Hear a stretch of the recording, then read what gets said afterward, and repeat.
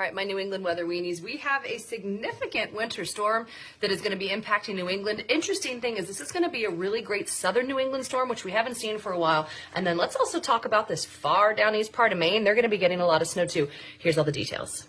Here you can see the scales. So the yellow is that 6 to 8, and that orangey color is definitely 8 to 12. So a very, very broad half of a foot to a foot across a lot of parts of New England. My favorite forecast model, the graph model, shows a little bit more detail, so you can see the scale down here once again. So seeing that dark blue 8 to 10, I'm seeing some sporadic places where that is going to be throughout southern New England that I think the other models aren't talking about.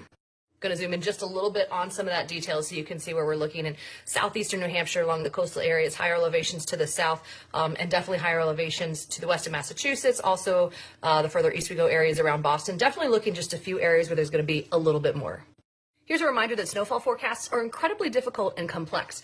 So not only do we have to know how much precipitation is there, but what snow ratio is going to fall, what are the temperatures up there, are we going to be getting dendrites, are we going to get plates, are we going to get other stuff like that, how do those stack up on the ground? Makes a huge difference. And so very small changes meteorologically result in very big changes in the amount of snow you see on the ground. This is one of the hardest things to forecast.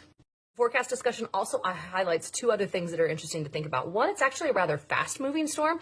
If we're going slower, we'd see a lot more. And the second thing is understanding the fluff factor, what that snow to rain ratio is really difficult. Because it's been so cold, they're talking about snow ratios being incredibly high, which once again, it just means not a lot of changes make big changes in accumulations. Now, the last thing we're going to talk about this, because I have to do shorter format now than I'm used to, is what's going to be happening after the fact. So temperatures are going to be, this is for like the Monadnock region in New Hampshire. Temperature's pretty good in the 30s or whatever. We see the snow for this part is definitely going to be overnight, right? Sunset to about sunrise. After it passes, though, these winds really pick up. The temperatures plummet. And I just want you to understand, our wind chills overnight, like early tomorrow morning and throughout the day and tomorrow night and for a couple days after, are going to be hovering on either side of 0.